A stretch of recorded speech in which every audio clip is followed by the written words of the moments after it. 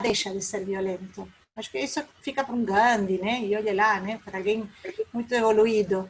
Mas para nós, simples mortais, a violência é algo que ronda a gente o tempo inteiro e que exige de nós muita atenção, porque se a gente se descuida em 2 minutinhos, ela já está tomando as rédeas, né, da nossa vida, do nosso momento, assim, sim a gente perceber. Bom, então eu vou contar um pouquinho do que é a comunicação não violenta. É pouco tempo, 2 horas, e é pouco tempo também para fazer a conexão com a Gestalt, mas eu confio que, como tem muitos terapeutas aqui, muitas pessoas com muito conhecimento, vocês vão acompanhar isto facilmente. Nossos cursos são todos os cursos que eu dou, tanto no Instituto como no meu próprio espaço terapêutico, eles são cursos bem práticos, né? Mas a gente não vai ter muito tempo de fazer prática aqui em 2 horas, com a teoria, com tudo. Então, eu vou passar um pouco pela teoria e, se pudermos, vamos tentar fazer alguma dinâmica. Eu peço que, por favor, façam as perguntas que quiserem no momento que quiserem. Não precisam deixar para o final, tá? É só abrir o microfone e perguntar. Não tem problema nenhum. Então, vamos lá. Vou compartilhar com vocês a tela. Eu estou disabled, Tuca. Você está como host? Sim, já estou te habilitando aqui. Ah, obrigada.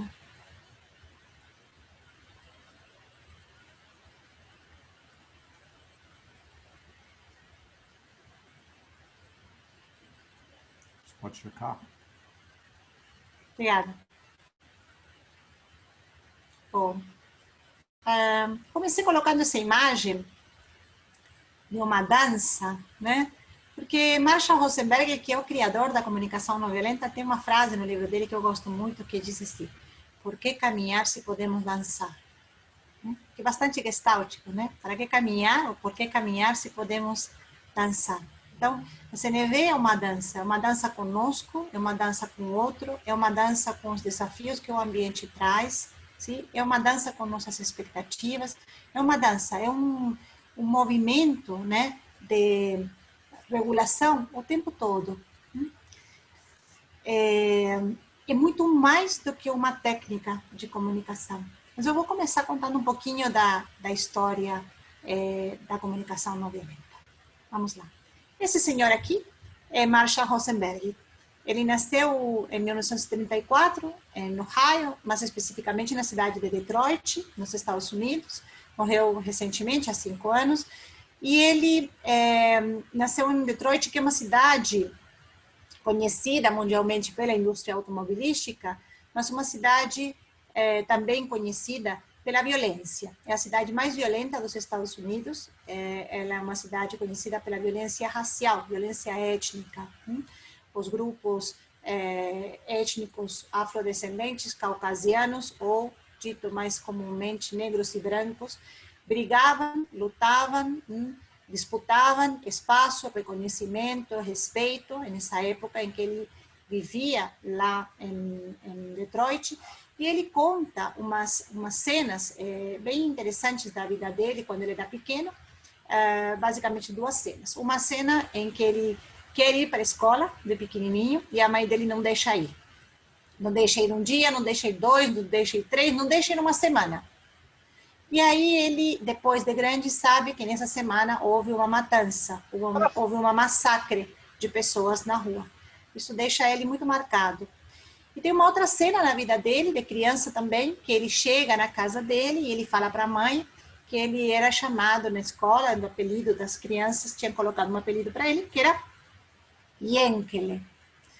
E a mãe fica muito brava com ele e fala assim: Marshall, você não pode permitir que as pessoas chamem a gente com esse apelido, porque é um apelido pejorativo para o nosso povo judeu. E essas 2 cenas, ele conta que são cenas que marcam na cabeça dele, marcam na mente dele, marcam na experiência infantil dele. Quando ele cresce, ele se torna psicólogo e ele quer pesquisar, então, a violência. E aí ele vai buscar Rogers, né?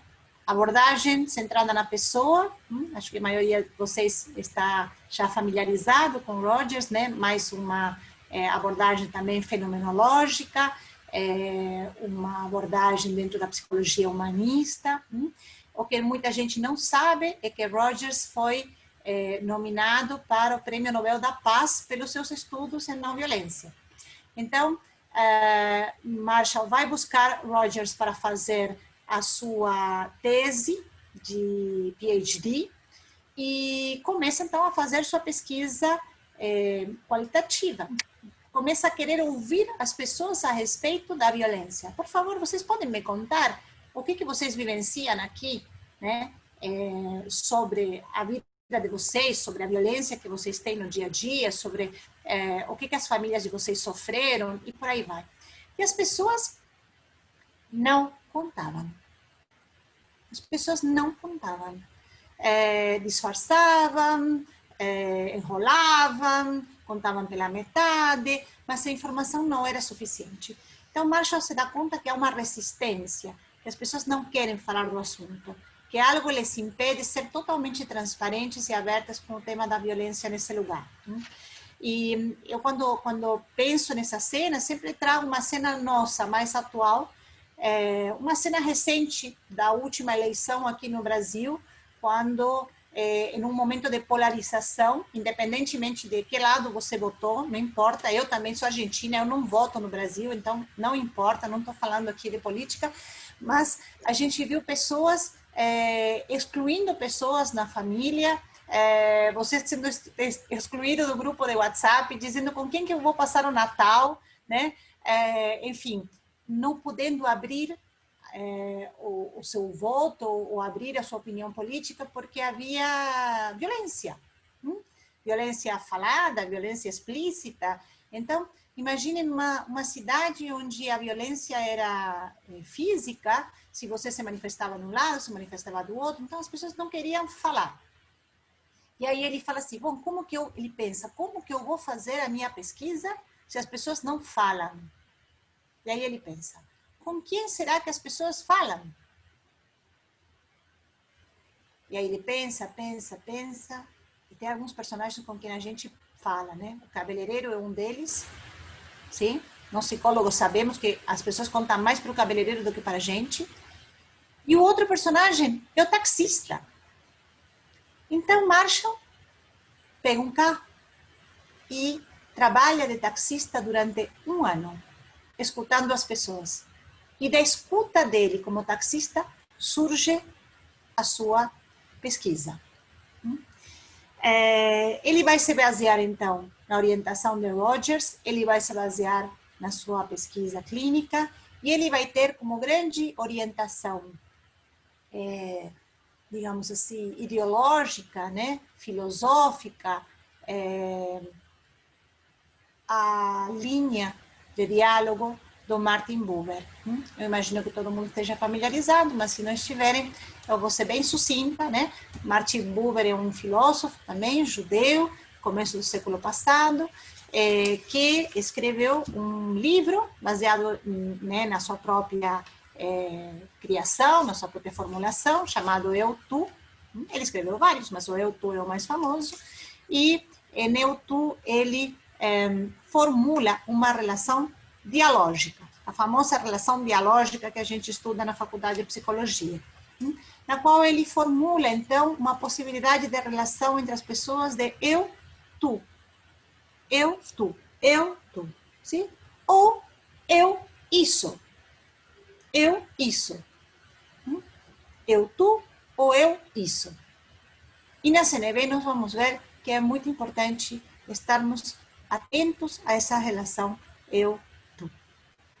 Ele vai ser, o Marshall vai ser fã absurdo de Buber, ele vai trazer o Buber o tempo todo dentro da linha da CNV, e a relação dialógica, ela é a base da CNV. Uma relação de igualdade e uma relação no qual existe um vínculo, né, que eu quero preservar. Continuar mais um pouquinho. Aqui temos a figura de Marshall. Ele ensinava por todos os lugares dos Estados Unidos e outros países usando esses fantoches aqui de girafa e de chacal. Ele trouxe a girafa como um sinônimo como símbolo, né, do animal da CNV. Esse aqui é o livro que ele escreve em inglês e essa aqui é a versão, a tradução nossa aqui em português. Vocês não precisam ler mais nada. Se vocês lerem esse livro, vocês vão entender CNV de cabo a rabo, de ponta a ponta. Ele é autoexplicativo. Existem muitos vídeos de Marshall no YouTube. Essa é a vantagem de termos um autor contemporâneo. Ele foi amplamente filmado. E o que o Marshall descobre nessa escuta das pessoas que ele ouviu no táxi? Ele se dá conta que ambos lados querem a mesma coisa. Ele se dá conta que ambos lados lutam por serem respeitados, considerados, por terem espaço, por terem escuta, por se sentir livres. Enfim, ele se dá conta que os dois lados lutam pelo mesmo. Estranho isso, né? As duas pessoas brigarem pelo mesmo. Quererem o mesmo.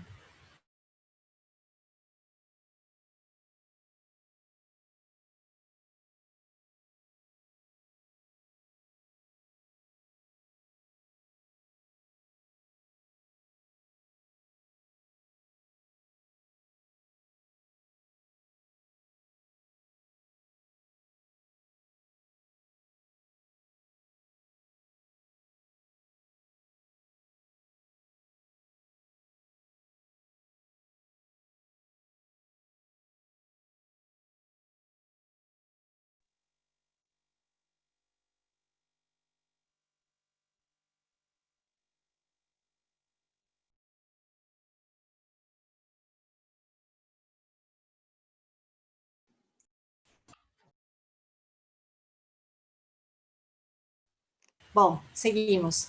Eu estava comentando com vocês, acho que chegamos no tênis, né? Que a comunicação tênis é aquela comunicação na qual você joga seu argumento num canto que a pessoa não pode pegar. Ela desgarra a coxa, ela se quebra e ela não consegue devolver a argumentação para você. Já a argumentação frescobol, né? Baseado num lindo texto de Rubem Alves, depois vocês buscam no Google Rubem Alves frescobol, vocês vão ver que é muito bonito, né? É o que ele descreve no diálogo frescobol.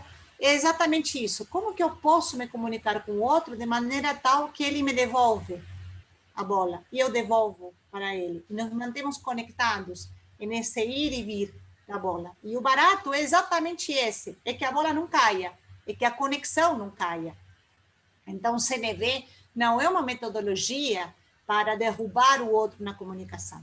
CNV é uma metodologia para a gente estar conectados através da comunicação. E aqui eu trouxe todas as definições que vocês vão ver na apresentação. Eu tirei do Vademecum, do Dr. Jorge Ponciano Ribeiro. E aqui eu trago a primeira definição de Gestalt, né? Primeira definição sobre o olhar da Gestalt, que é a definição de agressividade, né? Um processo, às vezes inconsciente, outras consciente, do organismo à busca da plena realização. Vejam que interessante, né? Porque a gente tem um julgamento moral do agressivo. O Marshall disse que agressividade, violência é a expressão trágica de uma necessidade não atendida, e a Gestalt vai dizer que é o organismo em busca da plena realização. A agressividade é tão natural à natureza humana, ao ser humano, na ânsia de se manter e se sentir inteiro, e ele parte, então, para agredir como formas de autopreservar-se, como forma de se manter vivo. Já no campo afetivo, emocional, a agressividade ocorre quando nos agredimos e agredimos ao mundo à nossa volta por perdermos a perspectiva de nossas possibilidades e por não sabermos compartilhar com ele nossas necessidades frente às exigências dos outros. É como se a pessoa agressiva estivesse encurralada. Não enxerga possibilidades, não enxerga outra maneira de expressar aquilo que ela está sentindo e aquilo que ela está necessitando. Então, a agressividade vem. Sim? Continuo. A hora que vocês quiserem, por favor, podem perguntar. E aqui eu entro numa questão também muito importante, vou trazer 3 definições também à luz da Gestalt, antes de entrar nos temas específicos da CNV, e uma é neurose. O neurótico, ele está ligado a partes suas ou do mundo e espera delas o que elas não podem lhe dar. Ele pensa, sente e faz desconectado da sua totalidade.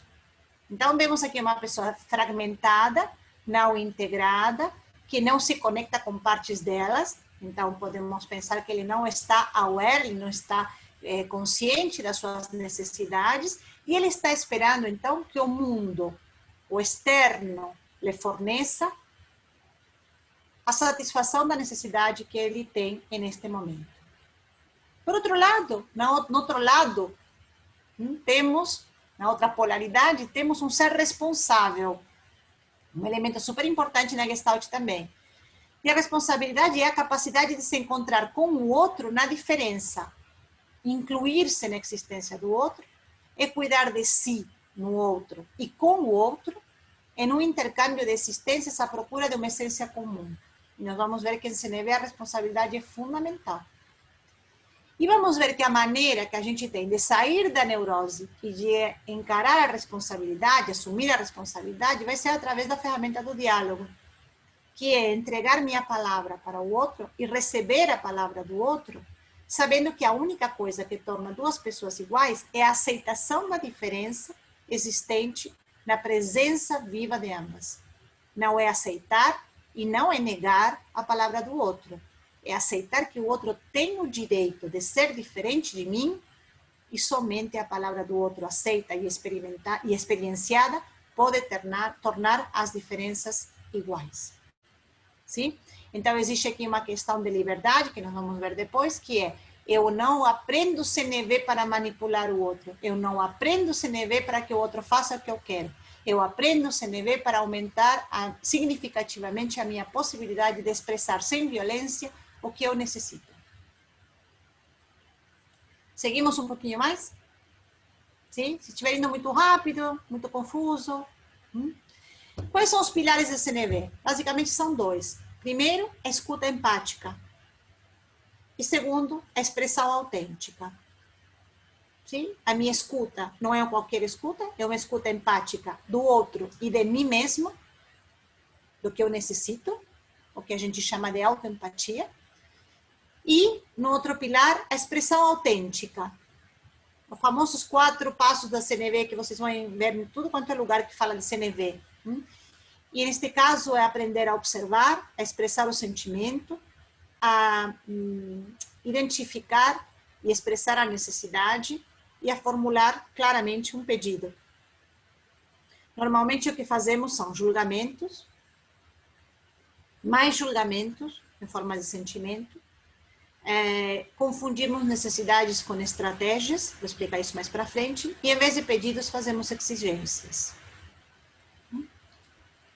Continuam mais um pouquinho.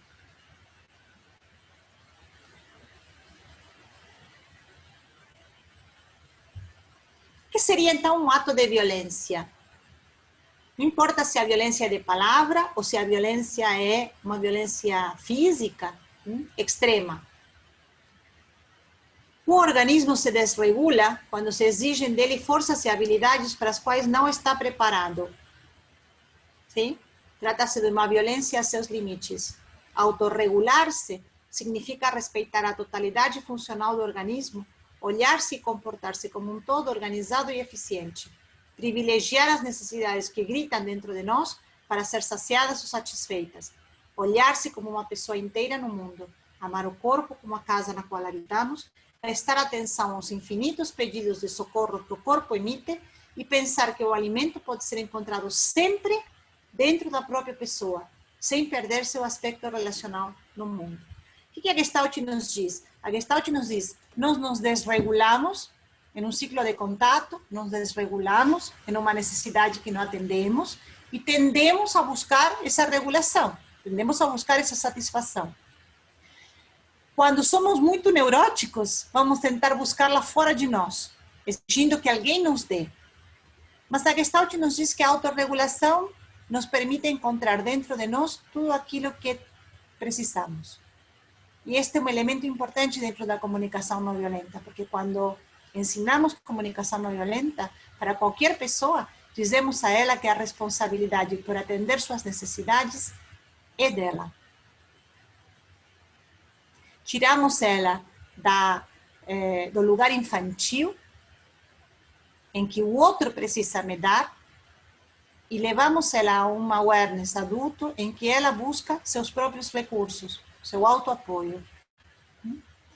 E como ela vai fazer isso? Fazendo esse movimento que os antroposóficos chamam de lemniscata, né? Que é aquele símbolo do infinito deitado. Eu vou para dentro de mim e eu vou para fora. Eu vou para dentro e vou para fora. Olho dentro de mim e olho na ambientalidade. Sou ser no mundo, sou ser do mundo. Cuido do mundo e cuido de mim.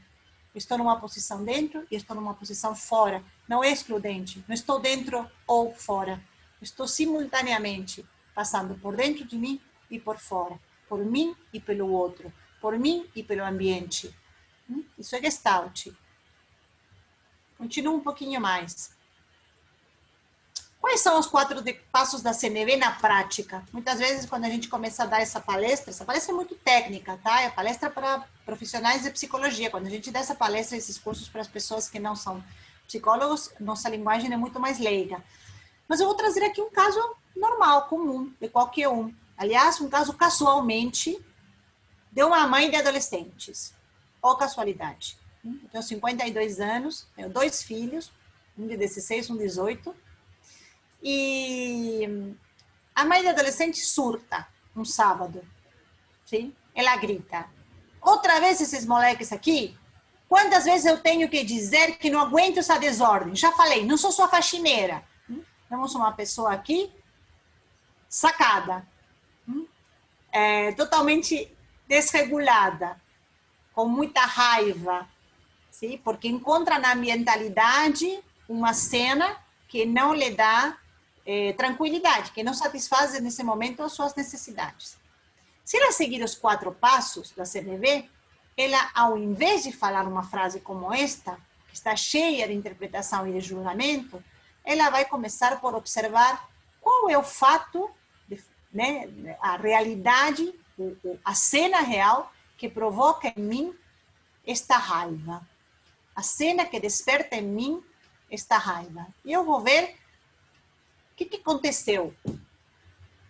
Quando eu vejo que seus amigos vêm em casa para passar o dia e depois de almoçar, fica nos pratos e os restos de comida dentro da pia, isso é uma observação. Quando ensinamos CNV a uma pessoa, treinamos ela para que observe, não para que julgue ou interprete, senão para que observe o que está acontecendo ao seu redor. E depois treinamos ela para que ela nos diga o que ela sente frente a essa cena. E manifeste isso. Então ela vai dizer: eu fico irritada. E por que ela fica irritada? Por que será que ela fica irritada? Aí vem a necessidade, que muitas vezes é confundida com a estratégia. Qual seria a estratégia? Que lavem os pratos, que me respeitem, que se deem conta que eu estou cansada. Mas a necessidade mesmo que a pessoa tem é de descanso. Poderia ser ordem, poderia ser colaboração, poderia ser espaço. E aí, ensinamos também a pessoa a que ela formule um pedido claro. O que é um pedido claro? Um pedido que a outra pessoa, ao ouvi-lo, saiba exatamente o que precisamos e não seja exigido, nem sinta medo, culpa ou vergonha de não fazê-lo. Então, por isso peço que da próxima vez, por favor, lave os pratos antes de continuar jogando. Olha que bonito. Quando eu vejo que seus amigos vêm passar o dia e depois de almoçar fica nos pratos os restos de comida dentro da pia, eu fico irritada porque descanso é importante para mim. Por isso peço que da próxima vez, por favor, lave os pratos ou coloque os pratos na máquina antes de continuar jogando. Só que esse é meu ponto de vista. Está acontecendo algo que é minha empatia. Eu estou empatizando comigo, eu estou olhando minha necessidade. Mas está acontecendo algo ao mesmo tempo. E ao mesmo tempo, o que é que está acontecendo? Está acontecendo a necessidade desses garotos. E aí eu posso expressar a minha empatia para eles. Então, eu poderia começar minha frase dizendo: eu imagino que vocês deviam estar se divertindo muito e queriam voltar logo para continuar jogando. Ao mesmo tempo, quando eu vejo que seus amigos vêm em casa passar o dia e depois de almoçar ficam nos pratos e os restos de comida dentro da pia, eu fico irritada, filho, porque descanso é importante para mim e sábado é meu dia de descanso. Por isso, eu peço que da próxima vez, por favor, lave os pratos ou coloque os pratos na máquina antes de continuar jogando. Para que uma pessoa consiga construir isto, ela precisa desconstruir uma série de estruturas baseadas em julgamento, baseadas em interpretação, baseadas em desresponsabilização, em escravidão emocional, sim? Que ela não tem consciência que ela tem. Por isso a conexão da CNV com a Gestalt, porque para ensinar CNV há um caminho de autoconhecimento, há um caminho de self-awareness que a gente precisa fazer. Continuo mais um pouco. Se alguém tiver alguma dúvida, por favor. E aqui é onde eu coloco a importância da awareness dentro da CNV. Porque a awareness é uma expressão vivenciada e consciente de que somos seres de relação. Em um profundo dar-se conta por meio de uma sensação de integração de todas as minhas partes em um único ato de percepção interna. O que nós vamos fazer durante a CNV?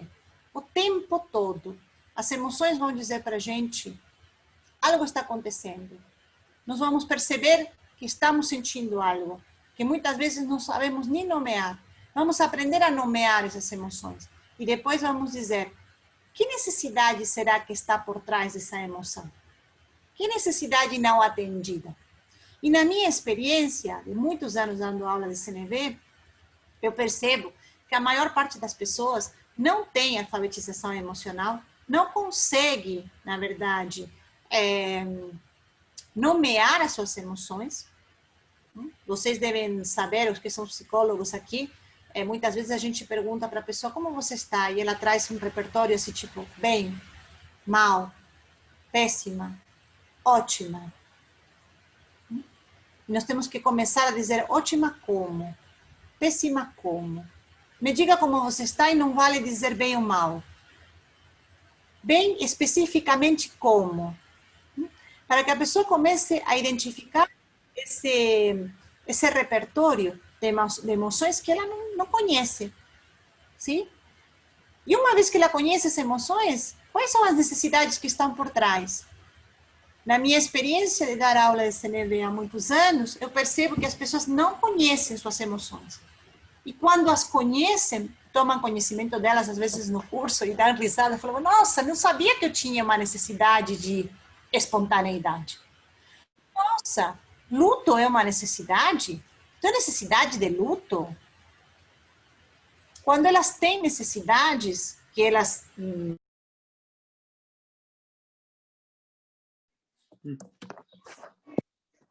21:12. Aqui, não sei o que aconteceu, fiquei muda. Quando a pessoa se dá conta que ela tem uma necessidade que ela não conhecia, e ela passa a conhecer, ela também fica pasma de ver que ela não atende. Nossa, tinha todas essas necessidades e tem necessidades que eu nem conheço. Tem necessidades que eu conheço e não atendo. Então, o trabalho de aprender a CNV também é um trabalho de self-awareness profundo. Sigo mais um pouquinho. Quando começamos a trabalhar empatia, obviamente que trabalhamos a nossa empatia, mas também trabalhamos a empatia do outro. E a empatia do outro é a escuta. Uma habilidade, uma competência pouco aprendida no nosso campo da educação. Nos ensinam a falar, mas não nos ensinam a escutar. Eu sou uma pessoa de mais de 50 anos. Na minha época, eu não fiz colégio aqui no Brasil, mas eu sei que no Brasil também era assim. Na minha época havia música nas escolas. E hoje existe um movimento mundial, não é somente aqui no Brasil, mundial de para que música? A pessoa vai ser músico? Só que música, escutar poesia, declamar poesia, ouvir atentamente uma história que é contada, tudo isso nos ajuda a desenvolver a qualidade da escuta. E a gente não tem mais escuta. A gente não escuta o que é falado. E a gente também, muito menos, escuta o que não é falado. A escuta empática vai nos permitir fazer algo que é, se eu tiver uma pessoa na minha frente que está tendo um ato de violência, está gritando comigo, está sendo rude comigo, está sendo bruta com alguém, enfim. O que se espera de um praticante de CNV é que ele consiga atravessar, como se tivesse uma espécie de visão de raio-x, essa pessoa, e pudesse penetrar a forma rude para poder identificar empaticamente qual é a necessidade que nesse momento a pessoa tem e não está sendo atendida. Isso seria uma escuta empática. Que nada tem a ver com me colocar no lugar do outro. Como aqui a maioria é psicólogos, já sabemos, né, que empatia não é se colocar no lugar do outro. Essa é uma visão muito leiga da empatia. Eu não posso me colocar jamais no lugar do outro. Não existe se colocar no lugar do outro. O lugar do outro é do outro, o meu é meu. Mas eu posso acompanhar o outro no que ele está sentindo. Eu posso imaginar o que o outro está sentindo. Eu posso validar o que o outro está sentindo. Não preciso concordar, mas eu posso validar. Eu imagino, filho, que vocês estejam se divertindo tanto, tanto que queiram ir correndo, continuar jogando. E ao mesmo tempo, eu necessito de descanso. É meu dia de descanso. E os pratos estão na pia. Isso me irrita. São duas necessidades concomitantes. A tua necessidade de lazer e a minha necessidade de descanso. Então, eu escuto empaticamente quando, ao invés de pensar, esse desgraçado colocou os pratos na pia, filho da mãe, folgado, a geração dele é toda igual, ninguém trabalha, duro era eu, que minha mãe me dava uma cintada se eu não lavasse os pratos, blá, blá, blá, blá, eu pudesse olhar o que levou ele a deixar os pratos ali. E provavelmente foi que estava se divertindo e queria continuar se divertindo. E provavelmente eu terei mais conexão com meu filho se eu puder empatizar e reconhecer e validar o que levou ele a querer continuar jogando e deixar os pratos na pia. Continua mais um pouquinho. Então, como a gente escuta? Normalmente, a gente escuta muito mal. As pessoas em geral, nós não, né? Porque somos profissionais da psicologia e aprendemos a escutar desde o primeiro dia. Mas as pessoas em geral escutam muito mal. Elas escutam fazendo outra coisa, elas escutam contando sua própria vida, né? Então você fala assim, eu estou triste porque, sei lá, briguei com meu marido. Nossa, mas isso não é nada. Briga com o marido sou eu que tenho. E aí te conta toda a história da pessoa, né? A avaliação. Então, eu estou escutando a pessoa, mas eu estou julgando, estou avaliando, estou vendo se o que ela está me contando é para tanto ou não. Eu tenho uma conversa mental paralela, ou eu tenho telepatia, e aí eu falo para a pessoa, eu já sei o que você está pensando, eu já sei o que você está sentindo. Sabe nada, cara pálida. Sabe nada. Ou não tenho vontade de escutar e fico escutando do mesmo jeito. Então, a nossa escuta, a qualidade de escuta nossa é muito ruim. É muito ruim no dia a dia. Então, imagina o ganho que tem uma pessoa quando aprende comunicação não violenta e ela passa a escutar. Escutar os outros e escutar-se. A forma como escutamos e como somos escutados impacta diretamente a relação de confiança que estipulamos com o outro, que estabelecemos com o outro. A confiança que sentimos no outro e a confiança que os outros nos depositam. Maturana, grande biólogo chileno, que criou a linha da biologia cultural, disse que tudo que é dito por alguém, onde a parte mais importante da frase é o alguém. E normalmente nós nos enganchamos na escuta pelo tema. O tema me interessa. Mas nós conversamos com um monte de pessoas, escutamos um monte de pessoas diariamente, cujos temas não nos interessam. O que a CNV nos diz é que o que importa é a pessoa. é o ser que está na nossa frente. Quantas vezes a gente conversa com um idoso e ele conta as histórias e a gente fala, meu Deus, é a 23ª vez que eu vou escutar a mesma coisa. Ou a gente conversa com uma criança e a criança conta aquelas coisas da escolinha que não tem graça nenhuma, né? O dedinho de fulaninho, a professora pôs o fulaninho de castigo, a pipoca não estourou a tempo, sei lá. O assunto não importa. O que importa é o assunto dentro desse frame, dentro desse marco, dessa moldura preciosa que é a pessoa. É essa pessoa que vale contando a história pela 23ª vez. É essa pessoa que vale contando que a pipoca não estourou, ou que o fulaninho tirou o carrinho do fulaninho. Porque se não tem a pessoa, o assunto seco. São poucos realmente os assuntos que nos interessam. Eu, pelo menos, não tenho muitos. Não tenho muitos. Tenho que me encontrar com a turma dos psicólogos, senão, e dos filósofos, senão, dancei, não converso com ninguém. Continuo mais um pouquinho. Então, uma das coisas que fazemos, logo que aprendemos CNV, logo que começamos a aprender CNV, é identificar se estamos observando, se estamos interpretando ou se estamos julgando. Vocês vão perceber em consultório, e até mesmo vocês, muitas vezes, vão se dar conta que falam muito mais no 1 e no 2 do que no 3. Então, vocês vão ouvir que as pessoas falam assim, filho, você é bagunceiro e desorganizado. Ou, meu filho deixa tudo bagunçado para chamar a atenção. Quando o que os olhos veem realmente é, filho, no seu quarto tem roupas no chão e tem toalha molhada em cima da cama. Nós vemos a toalha no chão, nós vemos a roupa no chão, nós vemos a toalha em cima da cama, mas isso nós vemos por um fragmento, uma centésima de segundo. Logo em seguida, nós já passamos para, ele faz isto porque quer chamar a atenção. E logo em seguida disparamos. Você mesmo bagunceiro e desorganizado, né? Aonde vocês acham que foi o frescobol nesse momento?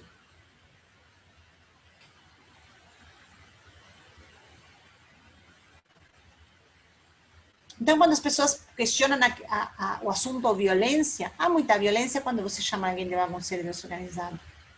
Porque normalmente a criança vai olhar para você e vai falar assim, mas eu não sou bagunceiro, mamãe, eu encontro tudo.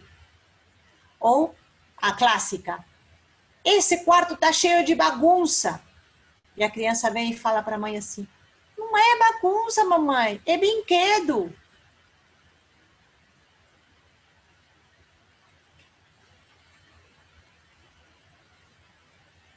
Sigo mais um pouquinho.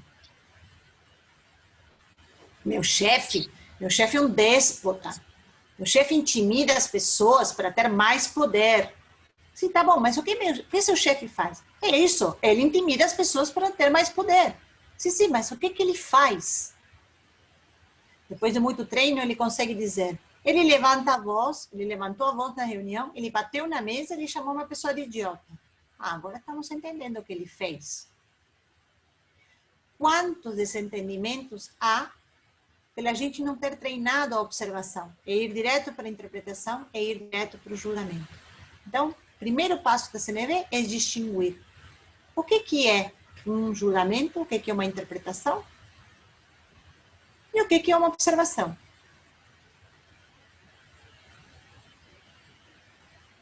O Marshall diz, me diga o que você vê. Me diga o que você vê. Eu sei que você tem sua opinião, mas nós temos que saber a distinção entre o que você vê e o que você opina. Seguimos mais um pouquinho.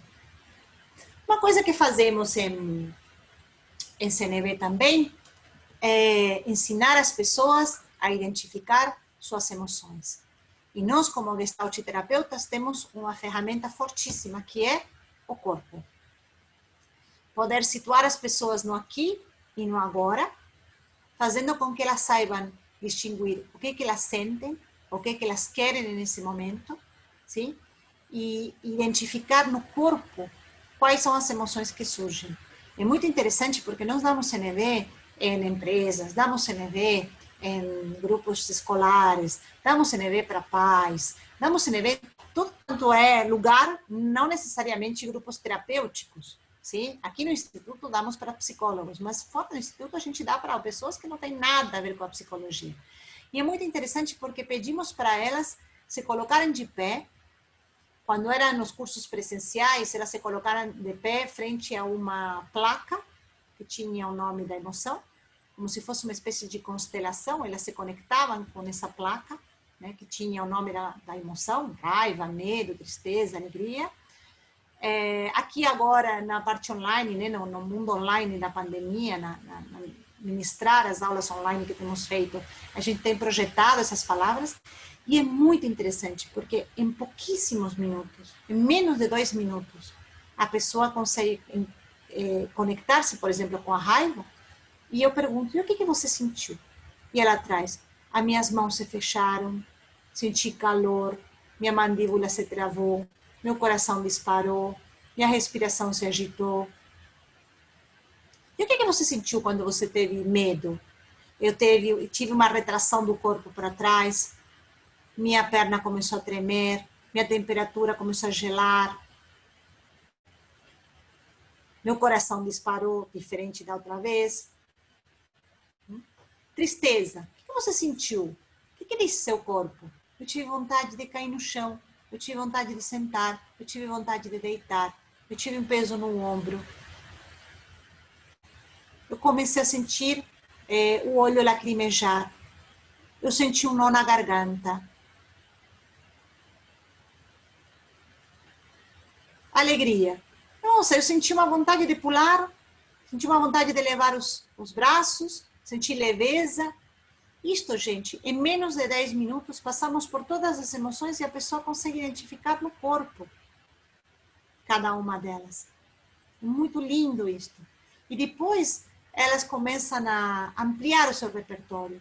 Com quantos nomes você chamaria a raiva? Vou perguntar para vocês, com quantos nomes você chamaria na raiva? Quem quiser pode escrever aqui no chat. Que outros nomes tem a raiva? Vou dar um, por exemplo. Ira. Deixa eu ver aqui que o chat está escondido, não estou conseguindo ver. Ódio, aflição, cólera. Perfeito. Perfeito. Muito bem. Angústia. Angústia pode ser raiva, pode ser tristeza também. E pode ser medo. Angústia é meio coringa. Ela se mistura um pouco. Irritabilidade. Perfeito. E se a gente falasse de tristeza? De tristeza. Quantas nuances? Quantas nuances vocês encontrariam na tristeza? Melancolia, perfeito. Angústia também. Choro. Aflição. Aperto no peito. A gente pode encontrar desde uma melancolia, uma saudade, uma nostalgia, até uma depressão. Então, as pessoas vão aprendendo a ampliar seu vocabulário emocional na CNV. E a dar-se conta que uma mesma emoção pode ter uma intensidade fortíssima, como ódio, ou uma intensidade mais suave, como irritabilidade. Por exemplo, na gama da raiva. Sim? Muito bem. Mas fazemos algo mais ainda. Vamos para outro tipo de sentimentos, que são comuns quando as pessoas passam por uma situação de violência. Você pergunta, como você se sentiu? E a pessoa fala, ameaçado, traído, manipulado, amedrontado, indignado, ignorado, pressionado, rejeitado, enganado. O que vocês percebem nesses sentimentos? Que parecem sentimentos. O que vocês percebem? Que tem em comum essas palavras?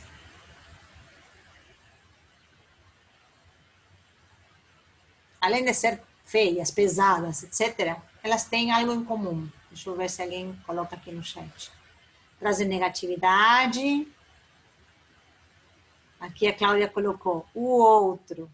É isso mesmo. Tem aspecto relacional, colocou Ivan. O outro, exatamente. Então, quando chegamos neste lugar, ensinando CNV, as pessoas começam a se dar conta que elas são responsáveis pelo que elas sentem e que elas não podem responsabilizar o outro pelo que elas sentem. Olha se tem algo mais gestáltico do que isso. Não me senti traído. O outro fez algo, sim, que eu identifico como uma traição pelo meu julgamento, sim, mas eu me responsabilizo pelo que sinto, não é o outro que me faz sentir. E aqui, gente, quem pagou o curso de CNV se arrepende. Quer ir embora.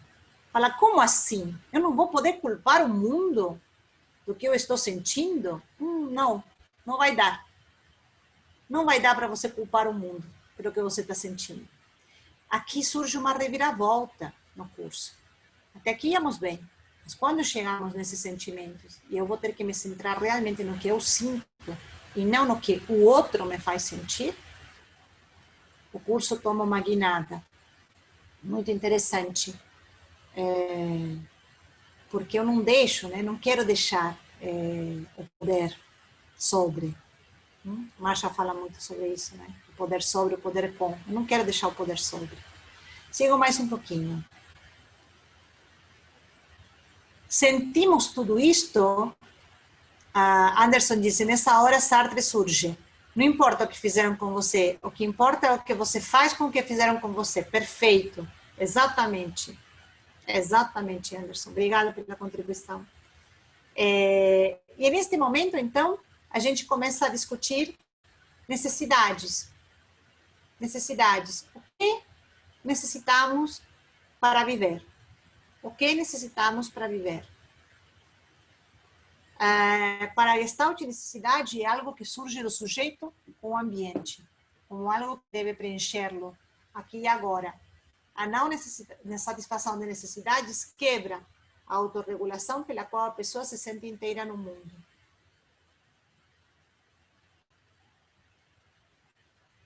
O que vocês necessitam para viver?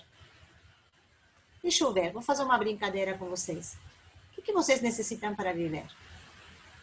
Deixa eu pegar o chat aqui. Eu vou dizer se eu vou escrever ou não, o que vocês me escrevem aqui sobre o que necessitam para viver. Vamos lá. O que você necessita para viver? Podem escrever. Alimento. Entra na lista. Ar. Entra na lista. Abrigo. Entra na lista. Alegria, ânimo, segurança. Entra na lista. Oxígeno, água, amor, arte, saúde, alegria, afeto, interações, relações, etc. Entra na lista. Paz, entra na lista. Vida, contato. O outro. Eu vou colocar meio assim entre aspas. Sim, eu necessito relações.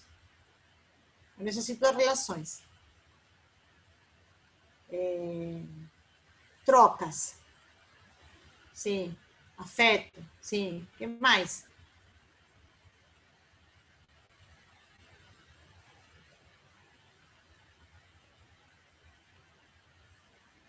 Propósito, ótimo. Amor próprio, esperança, muito bem. O que mais? Sentido, muito bem. Todas entraram na lista até agora.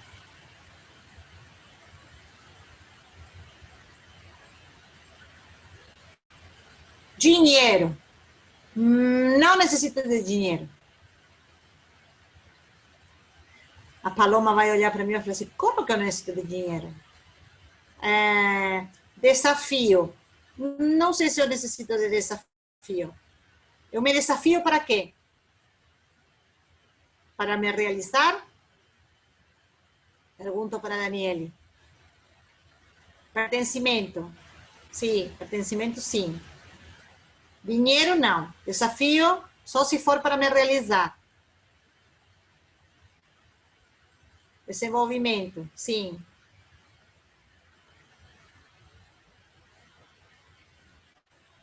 A priori todas as necessidades básicas, sim, de Maslow.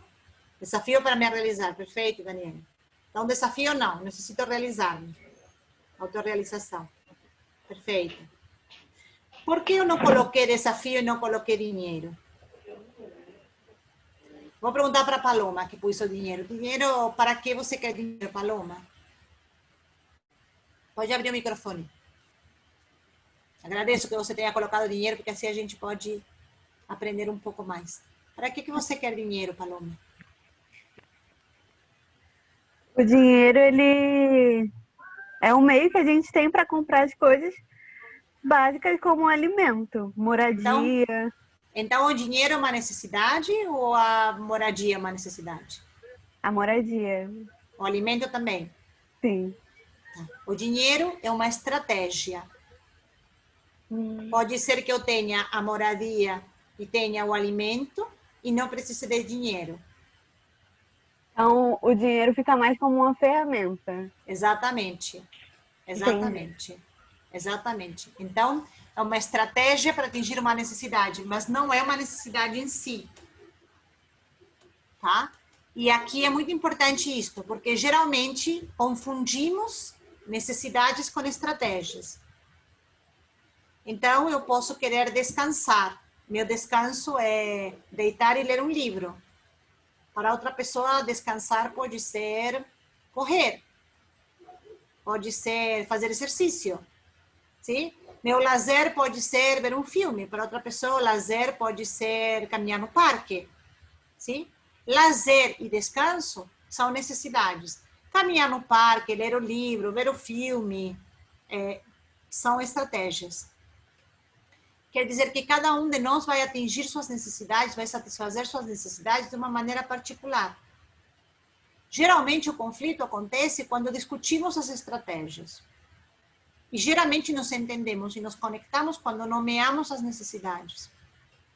Por quê? Tic-tac, tic-tac. A ver quem mata a charada. Por quê? Que tem as necessidades em comum.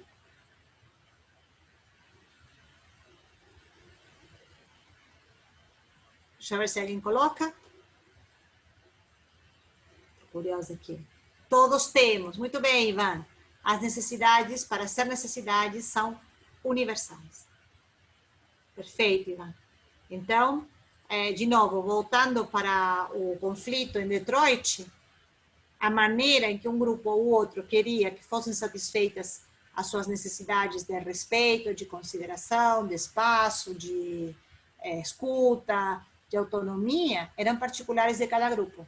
Mas as necessidades pelas quais eles estavam lutando eram as mesmas.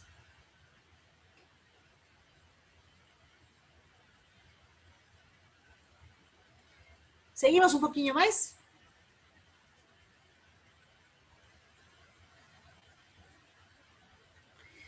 Depois que entendemos o que é uma necessidade, ajudamos a pessoa a poder formular um pedido. E também nos damos conta, gente, como psicólogos, como desaprendemos de pedir. Como quando éramos crianças sabíamos pedir e como fomos absolutamente desprogramados, né? Ou melhor, programados para não pedir. Eu brinco que quem não sabe pedir recebe meias listradas no Natal. E depois fica frustrado. Fala, como receber meias listradas no Natal? Todo mundo sabe que eu não gosto de meia, muito menos de listra. Mas não pediu.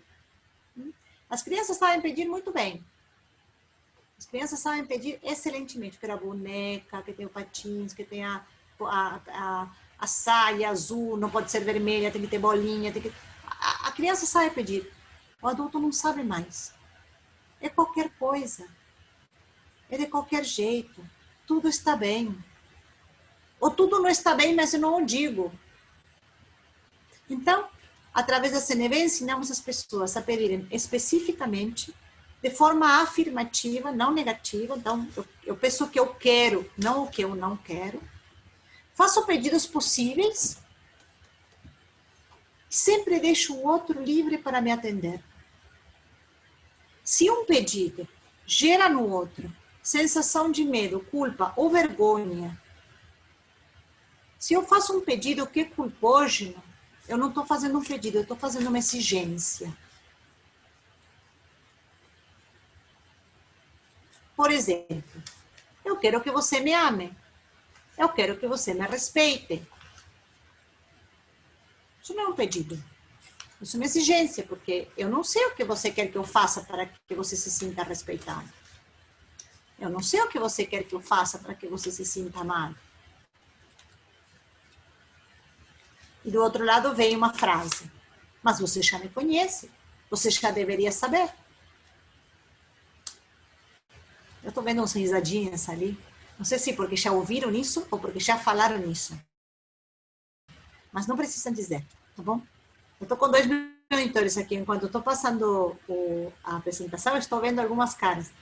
Eu estou dando risada aqui porque tem alguém que se identificou aqui. Não é? A gente não fala assim, eu quero que você me respeite. O que você quer que eu faça para que você se sinta respeitado? Eu estou te respeitando. Então, vejam como a linguagem, e ajudando a pessoa a entender a partir da linguagem como se transmite a CNV, como se vive a CNV, ela também ocupa outro lugar na vida. Muito interessante isso, né? E aí ela ocupa um lugar de liberdade, que permite possibilidades. E que deixa o outro livre também. A negação da liberdade aprisiona, amarra e o faz se defender, gastando energia que poderia ser usada para sua amplitude. Aqui tem um elemento importantíssimo na CNV. A gente não aprende CNV para mudar o outro. Ninguém gosta de ser mudado. Qualquer um que você quiser mudar vai resistir fortemente para preservar a sua liberdade de ser como ele quer ser. Duro isso, né? Forte isso, né?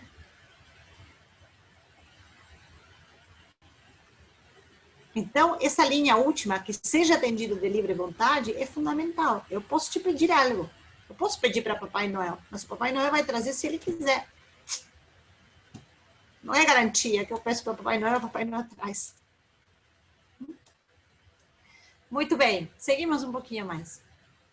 Então, eu vou trazer aqui outro caso de 4 passos. Uma observação. Quando eu vejo que marcamos às 9, você chega às 9h30, veja que não usei atrasado, não usei tarde, coloquei dados. Eu fico brava. É uma maneira de falar de raiva. Porque compromisso, que é a necessidade que eu tenho, é importante para mim.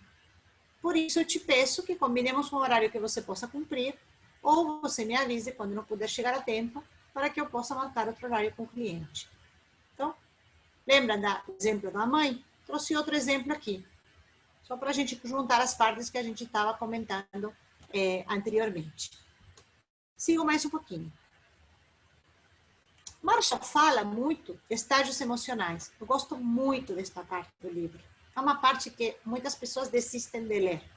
Normalmente tem uma página, quando começa a parte da empatia, que as pessoas às vezes desistem de ler, porque o livro se torna um pouquinho mais difícil.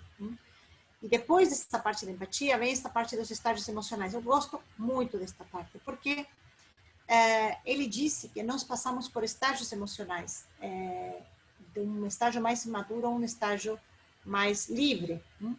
O primeiro estágio, que ele chama de escravidão emocional, é um estágio bem infantil. É o estágio no qual nós acreditamos que somos responsáveis pelos sentimentos dos outros. Como as crianças, que quando os pais brigam, acham que eles fizeram alguma coisa, por isso os pais brigaram. Ou a mãe ficou doente e ele acha que é culpa dele, né? Do menino, que a mãe ficou doente, que o pai ficou doente, que o pai saiu de casa.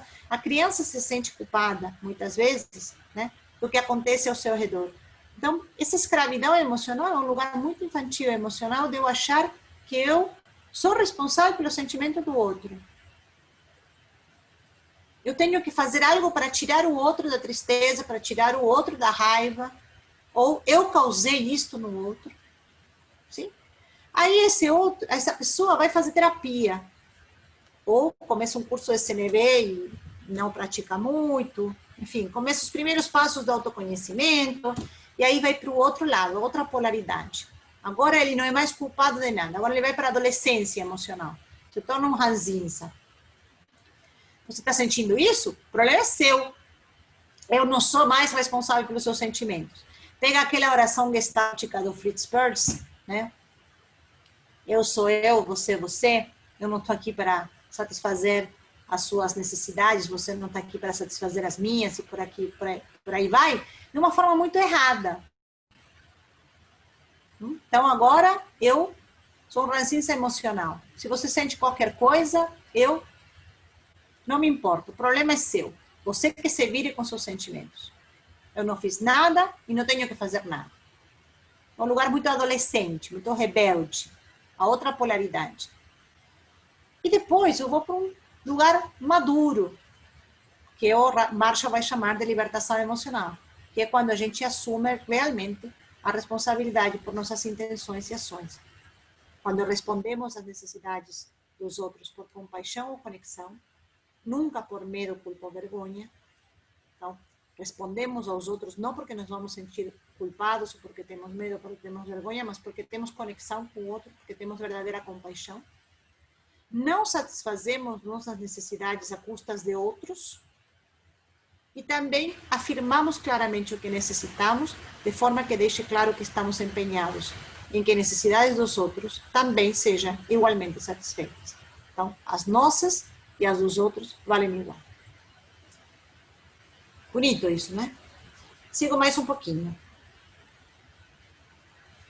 Para o Marshall, então, para a CNV, cada vez que a gente recebe uma mensagem negativa, nós temos 4 opções. Ou nos culpamos a nós mesmos, ou culpamos o outro, ou olhamos para nossos sentimentos e necessidades, ou focamos nas necessidades e sentimentos do outro e damos empatia. Vou mostrar um exemplo prático disso. Estou olhando aqui o chat, porque fico sempre curiosa do que as pessoas escrevem. Podemos generalizar as necessidades, mas não podemos generalizar como cada um vai satisfazer. Exatamente, Rebeca. Cada um vai satisfazer do seu jeito.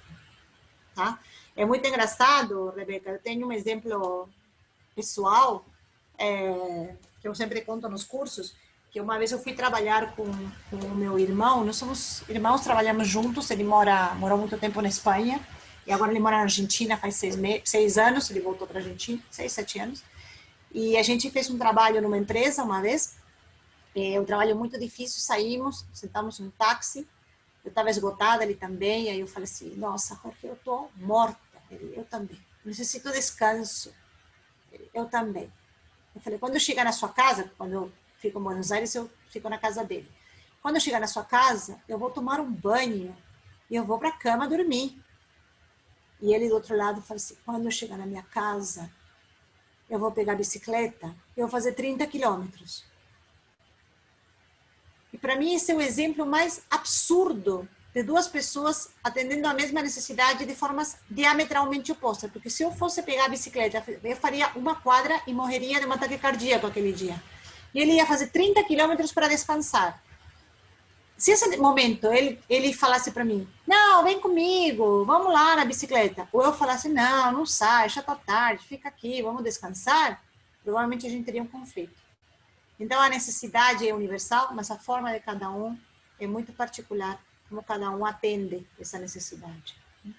E aí está o respeito, né, a cada um, atendê-la da sua maneira. Deixa eu ver aqui mais um pouquinho de chat. Não aguento o chat, fico muito curiosa. Agora perdi o chat, daqui a pouco aparece. Como eu estou chareando aqui. Aqui tá. Muito gestalt toda essa live, parabéns. Obrigada, Cadu. Ficou muito claro. Obrigada.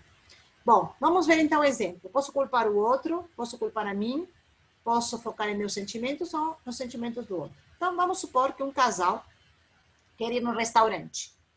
E ela escolheu o restaurante sem perguntar para ele. Próxima cena. E aí ele fala para ela: você é muito egoísta mesmo. Você escolheu o restaurante sem me falar, você é egoísta. 4 possibilidades que ela tem. Primeira possibilidade: desculpe, eu poderia ter sido mais considerada com você e te perguntado, tá? É mesmo, eu sou egoísta. Segunda possibilidade: você não pode me dizer que você não pode me dizer que eu sou egoísta, porque você é muito mais egoísta do que eu. Você sempre escolhe o restaurante sozinho sem me perguntar. Terceira possibilidade: vale só as laranjinhas, tá? As girafinhas, as dos lobos não valem. Terceira possibilidade. Quando eu ouço você me dizer que eu sou egoísta, eu fico triste, porque para mim é importante ter reconhecimento pelo que eu faço, para levar em conta suas preferências também. Ou eu posso dar empatia para ele. Você está chateado porque você precisa de mais consideração com suas preferências? Você gostaria que da próxima vez eu te perguntasse para que restaurante você quer ir?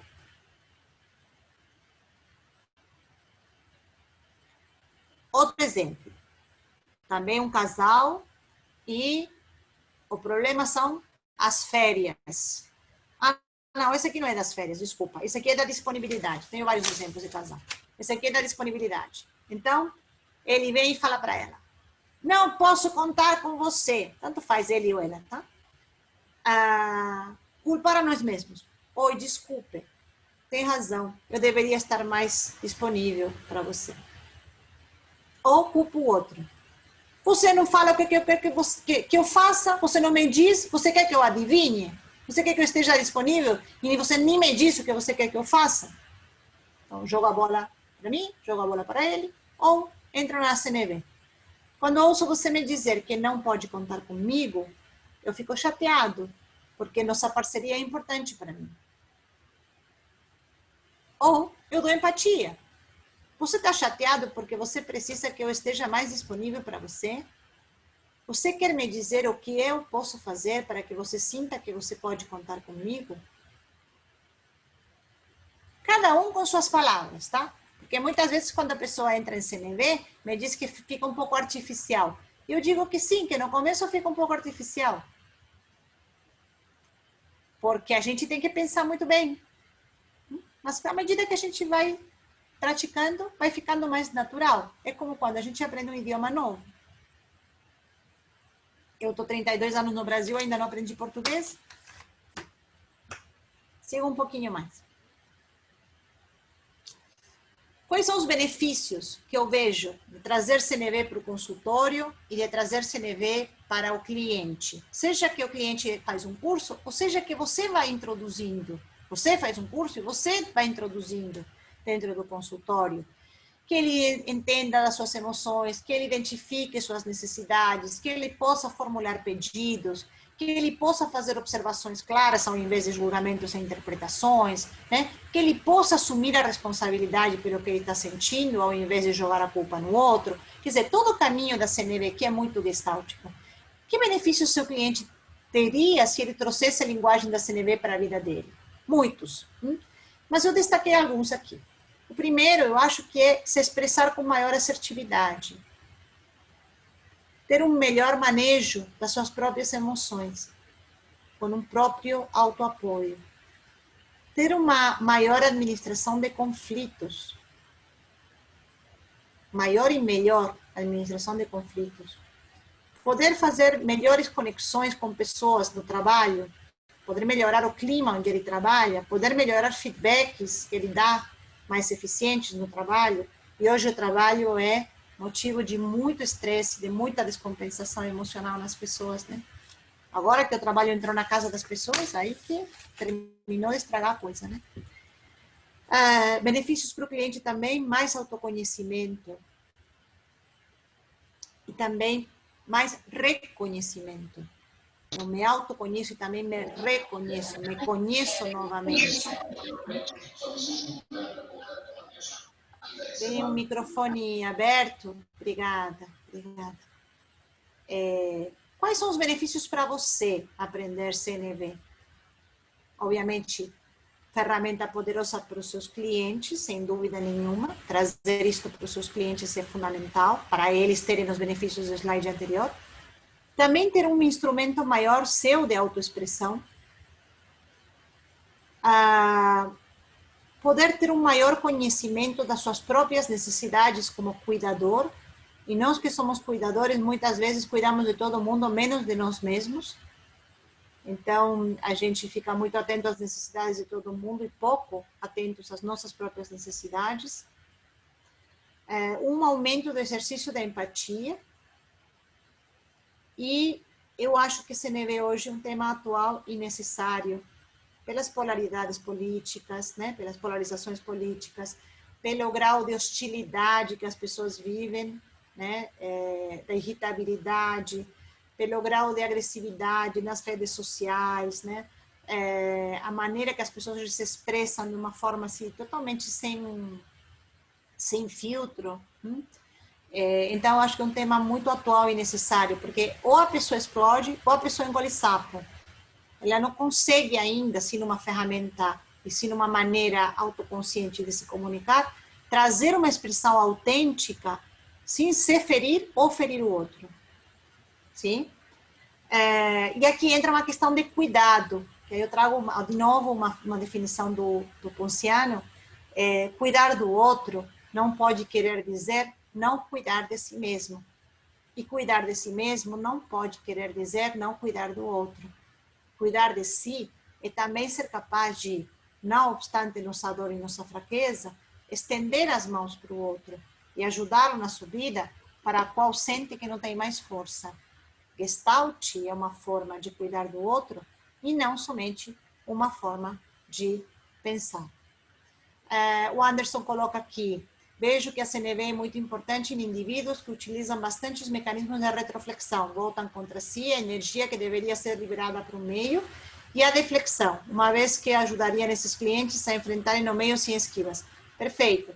Eu acho que quase todos os mecanismos de defesa você vai encontrar, Anderson. Sim? Retroflexão, deflexão, você vai encontrar também que a CNV está cheia de reações a partir dos introjetos que a pessoa tem. Você vai ver que você tem aqui muita projeção também. Sim, no julgamento e na interpretação há muita projeção. Mas você tem razão. Retroflexão e deflexão podem ser muito atenuadas com a CNV. Vou parar um pouquinho o share, eu quero conversar um pouco com vocês antes das 3 ou 4 últimos slides. Para abrir também para perguntas, para vê-los um pouco. Quem quiser abrir a câmera, convido um pouquinho que nós olhemos. Queria ouvi-los, queria que me fizessem perguntas também.